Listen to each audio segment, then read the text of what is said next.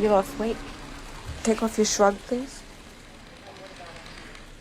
Very good.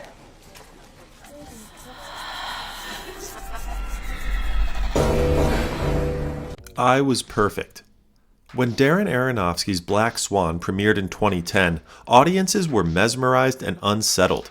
The film blurred the lines between beauty and horror, following ballerina Nina Sayers as she spiraled into obsession, paranoia, and transformation. Natalie Portman's performance earned her an Academy Award, but the film itself became a cultural phenomenon, a gothic ballet that left viewers questioning what was real and what was hallucination. Yet the story behind the camera was just as bizarre as the one on screen. Injuries, extreme preparation, hidden doubles, and uncanny coincidences surrounded the production. Here are 25 strange but true facts about Black Swan, beginning with the most shocking.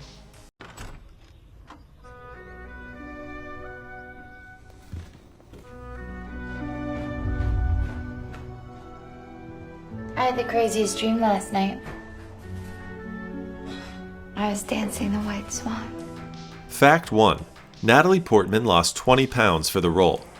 To embody Nina's fragile physicality, Natalie Portman dropped around 20 pounds through grueling training and a restricted diet. She lived on little more than carrots and almonds at times, pushing her body to the edge of collapse. Portman later admitted she thought she was going to die from the intensity. This wasn't just method acting, it mirrored Nina's own descent into obsession. The disturbing truth is that the actress's body endured the same kind of breakdown as her characters, blurring reality and fiction in ways few performers would dare. Fact 2. Mila Kunis lost 20 pounds too, without ever meeting a trainer. Mila Kunis, cast as Lily, Portman's rival and double, also shed about 20 pounds. Unlike Portman, she didn't have the luxury of formal ballet training. Aronofsky reportedly just told her, "Here's the role, lose weight, learn to dance." Kunis later joked she lived on cigarettes and one meal a day.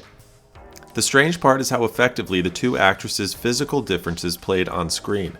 Nina's fragile, collapsing frame and Lily's looser, sharper energy fed the duality that drives the story. Two women who look like reflections but feel like opposites.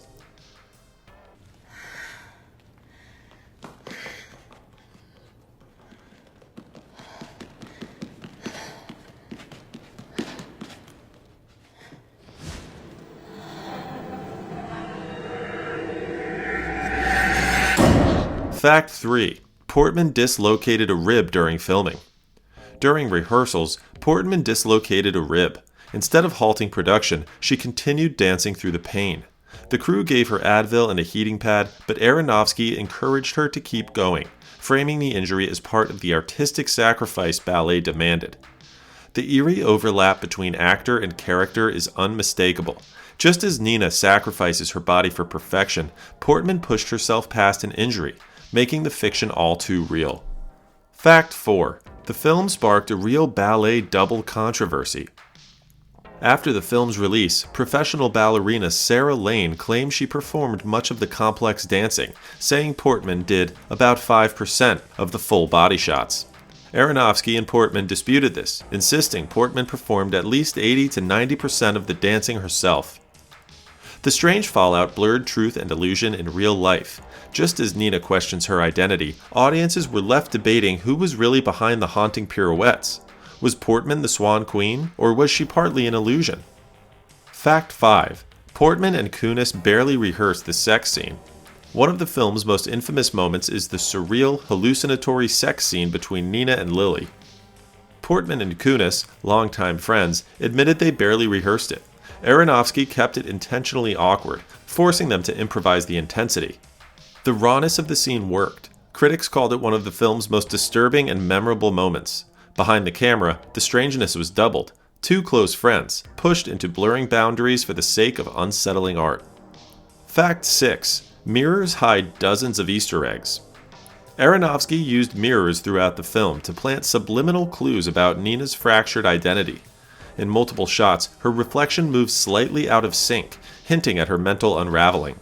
Some fans only caught this on rewatch. In one early bathroom scene, a reflection's lips move differently than Nina's. The strange brilliance is that these details work subconsciously. First-time viewers feel unsettled without knowing why. Second-time viewers spot the tricks and realize the entire movie was quietly screaming that Nina's world wasn't real. Fact 7. Background characters morph into Nina. On repeat viewings, you'll notice that background faces, dancers, passerby, even Lily, sometimes resemble Nina. Aronofsky digitally replaced extras features with Portman's, planting subtle doubles around her.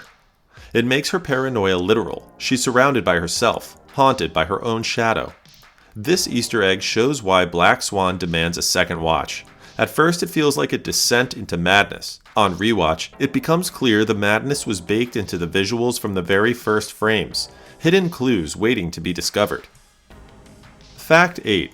Aronofsky used The Wrestler as a secret twin. Darren Aronofsky has admitted he sees Black Swan and his previous film, The Wrestler, as companion pieces, two sides of the same coin. Both follow performers who destroy themselves for perfection, one in ballet, one in wrestling. He even joked about calling them a double feature of body horror. This strange parallel becomes clearer on rewatch. Both films end with ambiguous final performances. Was it triumph or death? Aronofsky essentially hid a cinematic Easter egg across two entirely different movies. Fact 9. Nina's bedroom decor foreshadows her fate. On first watch, Nina's pink, girlish bedroom looks like a symbol of innocence, but eagle-eyed viewers notice it's filled with swan figurines and music boxes, most with broken mirrors or distorted faces. Those details follow her eventual transformation and mental shattering.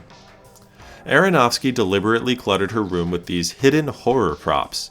It makes her private space feel like a trap, not a sanctuary, and rewards rewatchers who spot that her downfall was written all over her walls.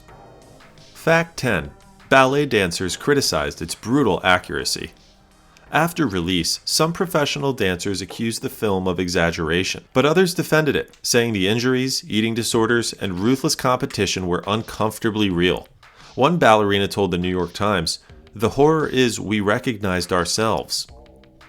That strange reception made the film even more haunting. It wasn't just psychological horror for audiences, it was near documentary horror for the very dancers it depicted. The line between realism and nightmare was thinner than critics expected. Fact 11. Portman trained 8 hours a day. To prepare, Natalie Portman trained for nearly 8 hours daily. 4 hours of ballet, 2 hours of swimming, and 2 hours of strength conditioning. She began 6 months before filming and continued throughout production. Portman later said she barely walked after rehearsals, often crawling to bed. This grueling regimen explains the authenticity of her performance. Even seasoned ballerinas admitted Portman captured the physical exhaustion of dance, proving that her Oscar wasn't just for acting, it was for surviving. Fact 12. Aronofsky used handheld horror techniques. Unlike polished ballet films, Black Swan was shot with handheld cameras to mimic Nina's instability. Aronofsky wanted viewers to feel like they were stumbling through her dizzy perspective. The unsteady framing makes audiences physically uneasy, even in calm moments. On rewatch, you notice how the camera steadies only when Nina believes she's perfect. It's a subtle Easter egg. Her world literally stabilizes only at her peak, then collapses again when doubt creeps in. Fact 13. The feathers were practical effects. The horrifying transformation sequence, when Nina sprouts black feathers, was largely done with practical makeup and prosthetics. CGI was used sparingly to enhance the effect, but most of what we see was glued to Portman's skin. The eerie realism of the feathers sprouting from her back came from hours of prosthetic work. By the time CGI blended it, the horror already felt tactile, which is why the scene unsettled even seasoned horror fans. Fact 14. The mother's apartment was a character itself. Barbara Hershey's character, Nina's mother Erica, lives with her daughter in a suffocating, doll-like apartment. Production designers deliberately made the space claustrophobic and over-decorated, filled with flowers, paintings, and pastel clutter that made Nina seem trapped in childhood. On rewatch, the apartment feels like an extension of Erica's grip on Nina, suffocating, maternal, and invasive. It's a horror set disguised as home, making even the wallpaper part of Nina's unraveling. Fact 15. Mila Kunis was cast through a one-on-one call. Darren Aronofsky didn't hold formal auditions for Mila Kunis. He called her on Skype, asked her a few questions, and decided she was Lily. Kunis later admitted she thought it was a prank until the contract arrived. This strange casting choice fit the film's theme of doubles. Portman and Kunis already had a natural rapport, which Aronofsky exploited, making their on-screen rivalry and twisted intimacy disturbingly believable. Fact 16. The film's budget was shockingly low. Despite its lavish look, Black Swan was made on a modest $13 million budget. Darren Aronofsky reused sets from The Wrestler and relied heavily on handheld cameras to save money. Natalie Portman even agreed to work for less than her usual fee to help get the film financed. The strange truth is that this financial constraint may have enhanced the film's raw intensity. With fewer resources for polished spectacle, Aronofsky leaned on psychological horror, mirrors, and practical effects, choices that made the movie eerier and more intimate. Fact 17. Natalie Portman met her future husband on set. While filming, Portman worked closely with ballet choreographer Benjamin Millipede, who played a small role in the movie. Their professional partnership quickly turned personal, and the two married in 2012. Millipede's choreography shaped Nina's movements, while his relationship with Portman changed her life off-screen. It's a strange overlap. A film about obsession and destructive relationships actually gave its lead actress her lifelong partner. From a story of collapse emerged a real-life love story. Fact 18. The ending is still debated. Nina's final performance, when she proclaims, "I was perfect," leaves her fate ambiguous. Did she die on stage? Did she only hallucinate her wounds? Aronofsky refuses to explain, insisting ambiguity is the point. Fans and critics still argue over whether Nina transcended or perished. That open-endedness keeps the film alive on rewatch. Each viewer sees what they fear most. Either the price of perfection is death, or the horror is that Nina survives, forever broken. Fact 19. It won an Oscar despite divisive reviews. Black Swan grossed over $330 million worldwide, becoming the most successful ballet film in history. But while audiences and many critics praised it, others dismissed it as melodrama.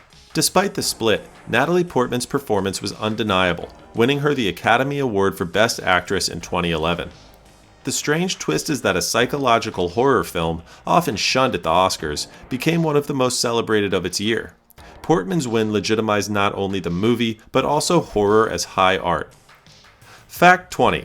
Ballet professionals had mixed reactions. After its release, the ballet world was divided. Some praised the accuracy of the physical demands and backstage rivalries. Others criticized it for leaning on cliches of madness and eating disorders. One ballerina quipped, "It was like watching a horror movie about my job." That strange reception mirrored the film itself, a story that is both intoxicating and unsettling, admired for its truth yet feared for exposing it. For dancers, Black Swan was less entertainment than a mirror held too close. Fact 21. The film was shot in just 40 days.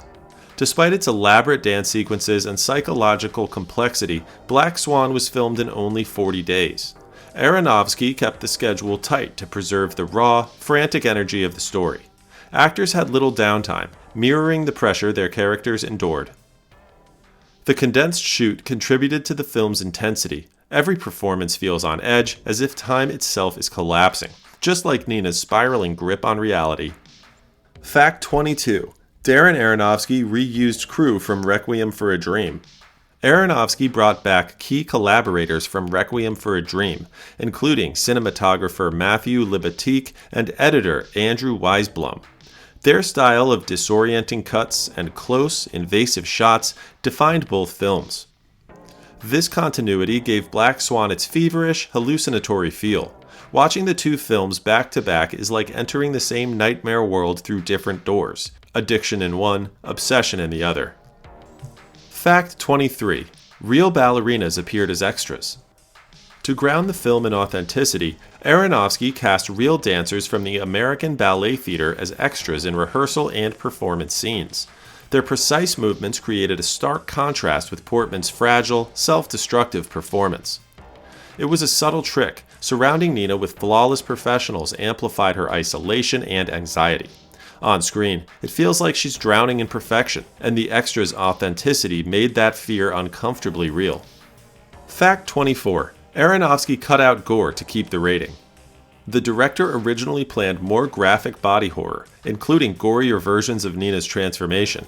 But to avoid an NC-17 rating, Aronofsky trimmed scenes of blood and torn flesh, leaving only fleeting glimpses.